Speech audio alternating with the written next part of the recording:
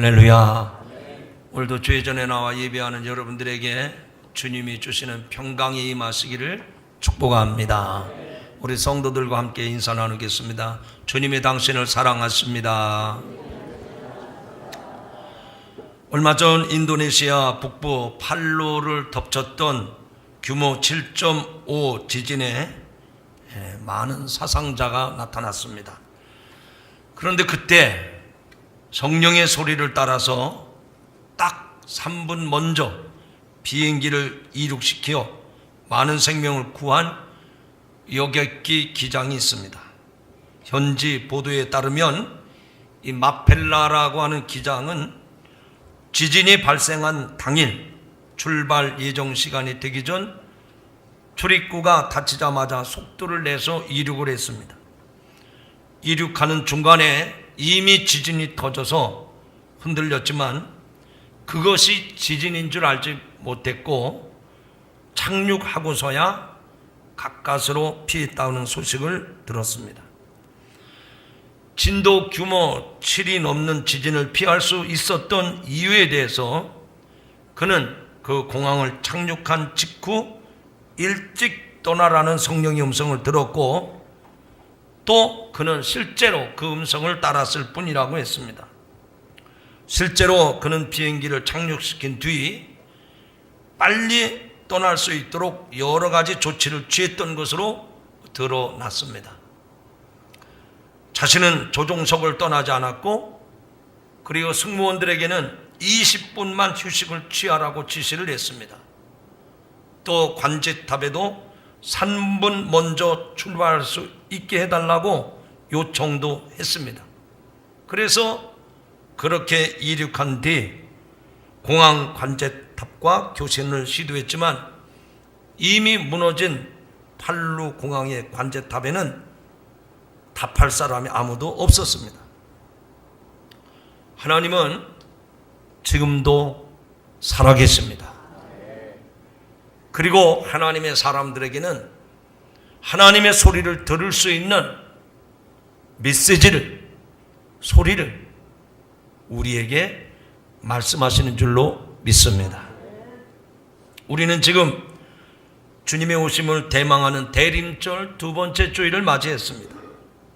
이 시기에 우리 그리스도인들은 2000년 전에 오신 예수 그리스도를 회상하시면서 다시 오실 구세주를 갈망하는 기회를 맞이하게 된 줄로 믿습니다.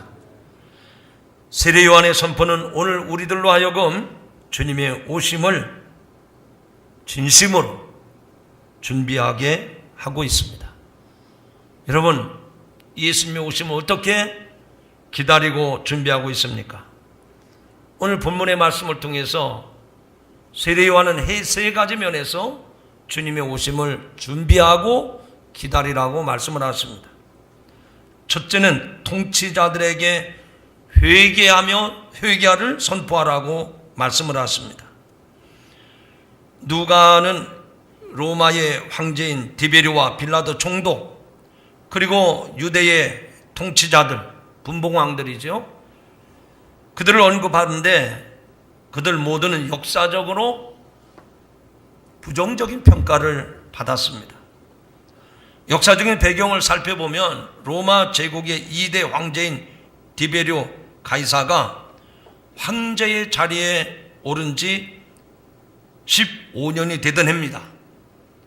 이때 본디오 빌라도는 유대의 총독, 쉽게 말하면 행정관이었습니다. 유대는 기원 후 6년에 헤롯의 아들 아켈라오가 폐위되면서 로마의 직접적인 통치 아래 들어가게 됩니다. 누가는 3명의 분봉왕을 거명하면서 세례 요한의 출현을 더 자세하게 증거합니다. 분봉왕의 용지는 일개 행정 권역의 4분의 1에 해당이 됩니다. 헤롯 대왕의 아들 헤롯 안티파스는 갈릴리와 베레와의 분봉왕으로 또 이복 동생인 빌립 2세는 저 갈릴리 북동 지역의 이두레와 드라고니 지방의 분봉왕으로 그리고 루사니아가 다메섹 서북쪽의 아빌레네 지역을 다스리고 있었던 때입니다. 그리고 종교적으로는 안나스와 그의 사위인 가야바가 로마의 수리아 총독에 임명이 되어서 대제사장으로 있었을 때입니다. 이러한 그 누가의 여러 사람들을 거명하면서 나열을 한 것은 통치자들의 학정을 숨기지 않으려는 의도를 볼 수 있습니다. 그리고 그들에게도 회개의 선포가 필요하다고 하는 것을 암시적으로 보여주는 말씀입니다.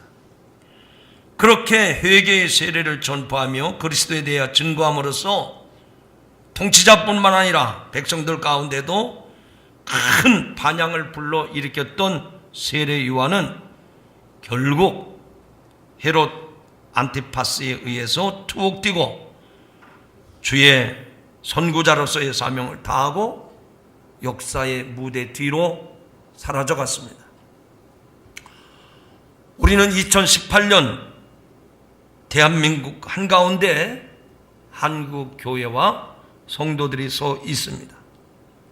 과연 한국교회는 광야에서 외치는, 빈들에서 외치는 그런 예언자적인 사명을 다하고 있는가?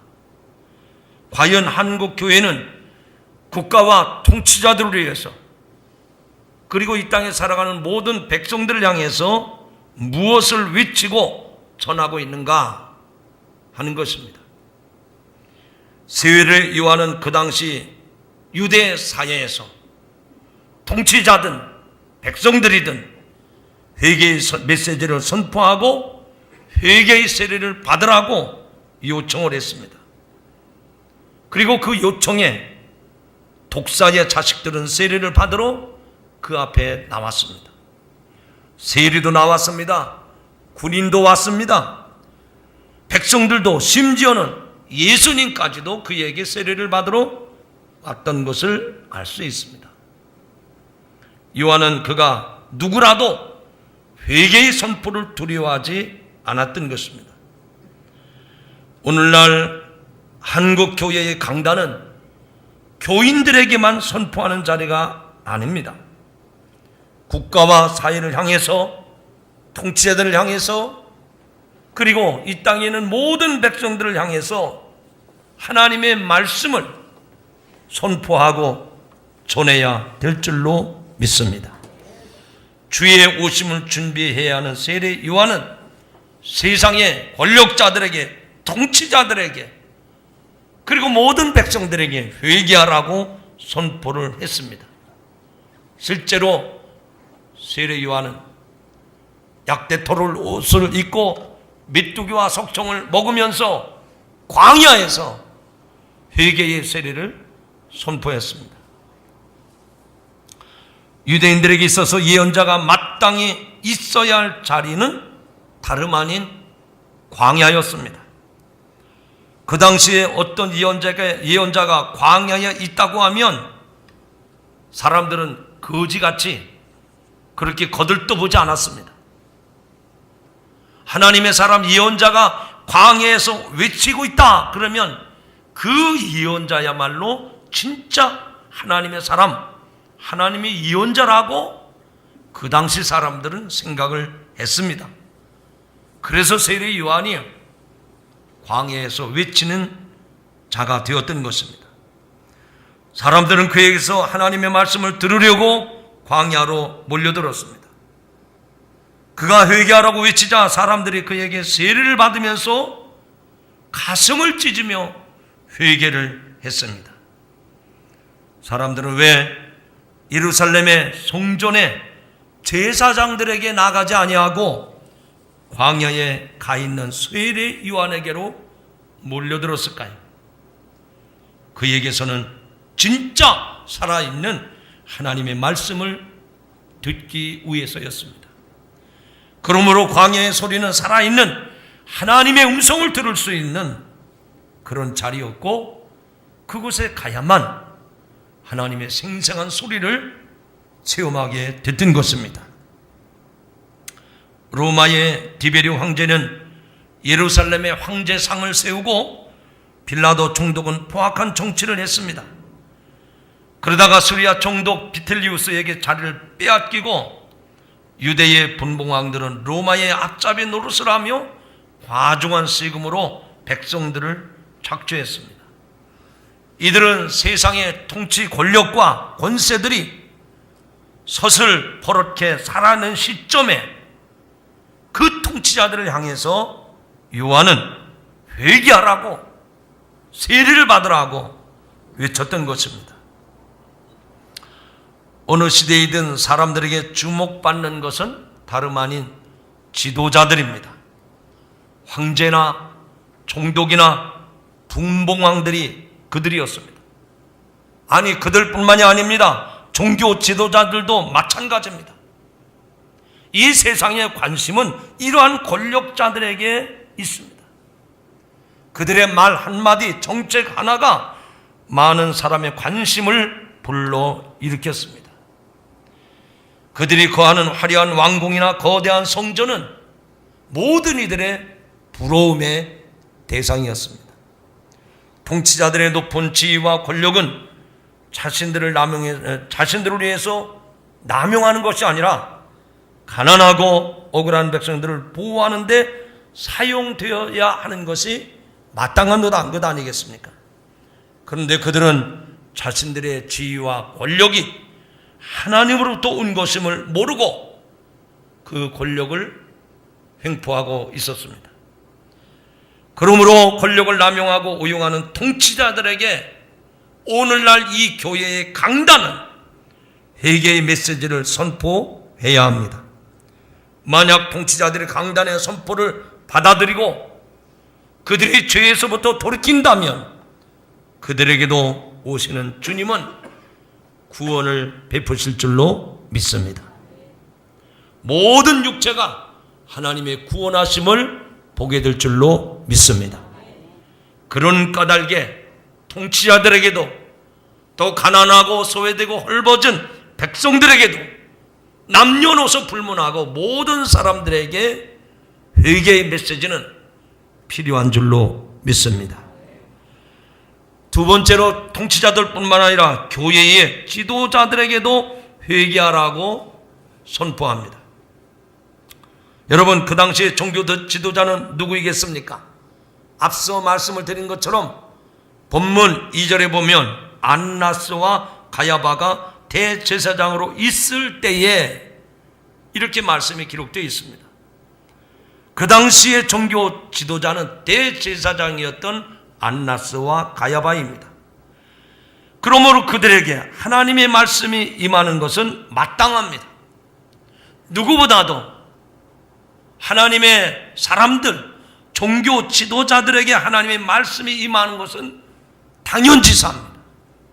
그런데 본문 말씀에 보면 그들이 대제사장으로 있을 때에 하나님의 말씀이 빈들에서 사가랴의 아들 요한에게 임한지라. 예루살렘 성전에 대제사장이 있습니다. 그런데도 그들에게 하나님의 말씀이 임하지 아니하고 저 빈들에 나가서 외치고 있는 세례 요한에게 하나님의 말씀이 임했다고 했습니다. 이 말은 이스라엘의 종교 지도자들인 안나스와 가야바는 자신들의 책임을 회피하고 있다는 말입니다. 하나님의 말씀이 들려져야 될 종교 지도자들에게 하나님의 말씀이 들려지지 아니하니까 로마 황제와 총독과 분무왕들과 결탁이 되어서 종교세를 거둬들이고 이권에 개입을 하고 그리고 거기에 배를 불렸던 이 종교 지도자들, 하나님의 말씀을 들을래야 들을 수가 없었던 겁니다. 그래서 아무도 거들떠보지 않았던 광야에서 거지처럼 지내고 있는 세례 요한에게 하나님의 말씀이 임한 줄로 믿습니다. 여러분, 결국 하나님의 말씀이 종교 지도자에게 임해야 할 터인데 그들에게는 하나님의 말씀이 들려지지 아니하고 오히려 새로운 사람, 저 광야에 누더기를 걸치고 있는 그 세리요한에게 하나님의 말씀이 임했다고 하는 것은 아이러니한 일이 아닙니까? 왜 대제사장들이 있는데 하나님은 전혀 다른 사람에게 말씀을 하시는 걸까요? 이것은 안나스와 가야바도 회개할 대상이라는 뜻입니다. 오늘도 이 말씀에 비춰본다고 하면 저를 포함해서 저와 여러분이 이 성전에 있지만 하나님이 지금도 말씀을 하시는데 우리들이 귀를 막고 눈을 감고 하나님을 주목하지 아니하니까 세상의 거린 같은 사람들에게 하나님의 말씀이 임했다는 얘기예요. 사랑하는 성도 여러분, 깨어 있으시기를 바랍니다. 여러분의 귀를 활짝 여시기를 바랍니다. 여러분의 닫혀진 마음을 열어서 하나님의 음성을 듣고자 하는 겸허한 마음을 가지시기를 바랍니다.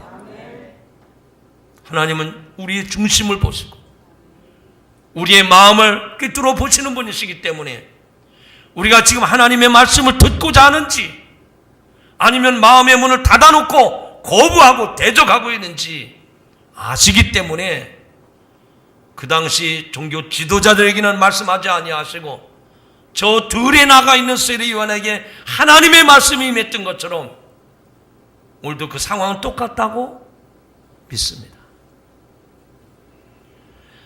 과연 세리요한에게 메시지가 임했습니다. 그렇다면 그 종교 지도자들은 회개하였습니까? 아닙니다. 그나마 세례요한에게 하나님의 회개의 메시지가 전파되었을 때 이 종교 지도자들이라도 깨닫고 회개하고 돌이켰다면 다행했을 텐데 복음서에 나오는 말씀을 들어보면 이 종교 지도자들마저도 회개하지 않은 것을 알 수가 있습니다. 오히려 안나스와 가야바는 예수님을 십자가에 못 박게 하는 길로 내몰았던 장본인들입니다. 그들의 결국은 멸망이요 모든 육체가 구원을 볼 때 그들은 슬피 울며 이를 갈 것입니다. 그래서 말라기 선지자는 이런 예언을 했습니다. 말라기 3장 2절에 보니까 그가 임하시는 날을 누가 능히 당하며 그가 나타나시는 때에 누가 능히 서리요 그는 금을 연단하는 자의 뿔과 표백하는 자의 잿물과 같을 것이라. 그가 임하시는 날을 누가 능히 당하며 그가 나타나는 때에 누가 능히 서리요 그는 금을 연단하는 자의 뿔과 표백하는 자의 잿물과 같을 것이라. 그가 은을 연단하여 깨끗하게 하는 자같이 앉아서 레위 자손을 깨끗하게 하되 금, 은같이 그들을 연단하리니 그들이 공의로운 제물을 나 여호와께 바칠 것이라 말씀을 합니다. 오늘 본문 이어서 나오는 세례 요한의 거침없는 그런 독서를 한번 들어보십시오. 누가복음 3장 7절에 보니 요한이 세례를 받으러 나오는 무리에게 이르되 독사의 자식들아 누가 너희에게 일러 장차 올 진노를 피하라 하더냐. 그러므로 회개에 합당한 열매를 맺고 속으로 아브라함이 우리 조상이라 말하지 말라. 내가 너에게 이르노니 하나님이 능히 이 돌들로도 아브라함의 자손이 되게 하시리라. 그러므로 오늘날 강단에 서 있는 자들은 하나님의 광야의 소리를 귀담아 들어야 될 것입니다. 광야의 소리는 요한을 통한 하나님의 외침이요 절규입니다. 그러므로 오늘날 강단을 지키는 지도자들부터 회개해야 할 줄로 믿습니다. 이렇게 세례 요한은 그 당시의 통치자들, 권력자들 뿐만 아니라 종교 지도자들에게도 회개해야 될 것을 선포했습니다. 그리고 마지막으로 성도들에게도 회개하라고 선포를 합니다. 광야 빈들에게 하나님의 음성을 들었던 요한은 그 말씀 그대로 선포합니다. 본문 4절에 보면 선지자 이사야의 책에 쓴 바 광야에서 외치는 자의 소리가 있어 이르되 너희는 주의 길을 준비하라. 그의 오실 길을 곧게 하라. 요한의 임무는 복음이 사람들의 마음속에 들어가도록 오시는 주님을 사람들이 영접할 수 있도록 그 길을 만드는 작업이 세례 요한의 일이었습니다.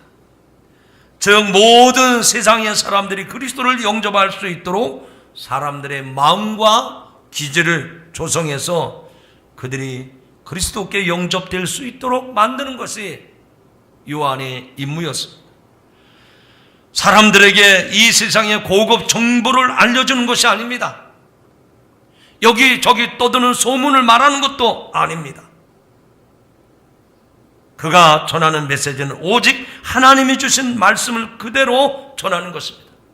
하나님의 메시지를 가슴에 품은 사람은 정말로 담대해 두려워하지 않습니다. 오늘날 우리는 단순한 자료나 정보 전달이 아닌 하나님의 메시지를 듣는 이 성전이 되기를 주님의 이름으로 축원합니다.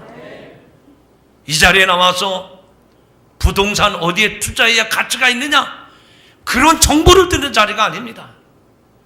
요즘에 뜨는 가수가 누구냐, 청년들이 그런 정보를 나누는 그 자리가 아니란 말입니다.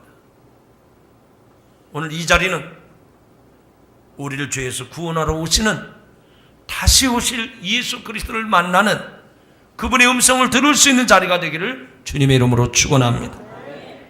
요한은 요단강 근처에서 죄 사함을 받게 하는 회개의 세례를 전파했다고 했습니다. 여기 요한이 말한 세례의 의미는 죄에서 죄를 떠나는 회개를 말하는 겁니다.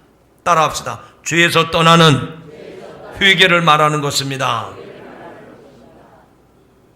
그러니까 오늘 저와 여러분이 예수 그리스도를 기다리며 맞이하기 위해서는 지금 여러분이 있는 그 죄의 자리에서 떠나서 회개에 합당한 열매를 맺으라는 얘기입니다.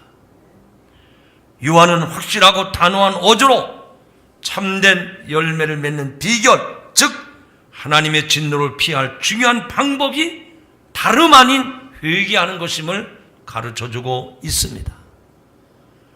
여러분은 아마 교회를 다니시면서 회개하라는 얘기를 참 많이 들으셨을 겁니다. 다시 한번 말씀을 드립니다. 이 회개는 한문으로 말하면 뉘우칠 회, 고칠 개입니다. 그러니까 이 말의 의미는 어떤 말인가 하니 잘못을 뉘우치는 것만이 아니라 고쳐서 바로 잡는 게 회개입니다. 그 회개의 원어로 풀이를 한다면 활에 시유를 당겨서 저 앞에 있는 관역에다가 맞춰야 되는데 그 관역을 맞추지 아니하고 다른 데로 가면 안 된단 말이죠. 관역을 맞춰야 돼. 바로 잡는 겁니다. 진정한 회개가 뭘까요? 죄를 짓고 또다시 죄 짓는 거? 이거는 회개가 아닙니다. 알고 지었던 모르고 지었던 그 죄에 대해서는 다시는 또 보면서는 안 되는 것, 이것이 진정한 회개의 모습인 줄로 믿습니다. 오늘 3장 9절 이어지는 말씀에 보면 이미 도끼가 나무 뿌리에 놓였으니 좋은 열매 맺지 아니하는 나무마다 찍혀 불에 던져지리라. 한번 크게 따라 합시다. 이미 도끼가 나무 뿌리에 놓였으니. 여러분, 도끼가 나무 뿌리에 놓였다는 것은 어떤 의미일까요? 여기 도끼는 심판을 말하는 겁니다. 심판이 떨어지는데 어디에 떨어졌느냐? 나무의 줄기나 가지에 도끼가 떨어진 게 아니라 그 나무의 뿌리에 도끼가 찍혔다는 얘기예요. 여러분, 좀 더 해석을 합니다. 사람들의 눈은 가릴 수 있어요. 얼마든지 말로써 호릴 수가 있습니다. 그러나 하나님은 우리의 눈으로 볼 수 없는 저 땅속에 있는 그 은밀한 죄까지 하나님의 심판이 그 도끼가 뿌리에 찍혀 있다는 거예요. 사람은 몰라도 하나님은 그 죄가 무엇인지를 다 아신다는 말입니다. 우리 안에 있는 심판받을 정확한 죄목이 무엇인지를, 그리고 그 이유가 무엇인지 사람들은 몰라도 하나님은 다 아신다는 말씀입니다. 그러므로 요한의 회개의 선포 메시지를 들은 사람은 다시 오시는 예수 그리스도를 영접하는데 방해가 되는 모든 죄와 모든 장애물을 스스로 제거해야만 할 줄로 믿습니다. 교만한 사람은 어떻게 해야 될까요? 낮아져야 됩니다. 오만으로 가득 찬 사람들은 그것을 내려놓으셔야 됩니다. 무관심과 불신앙과 악한 감정들로부터 일어나는 험한 길은 오늘 말씀해 보니까 평탄하게 될 것이라고 말씀을 했습니다. 이것이야말로 진정한 회개입니다. 마지막으로 어디에 있어야 하는지, 어떻게 준비하고 있어야 되는지 오늘 요한은 말씀합니다.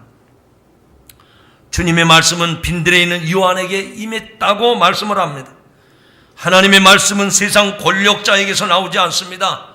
화려한 왕궁에 존재하지 않습니다.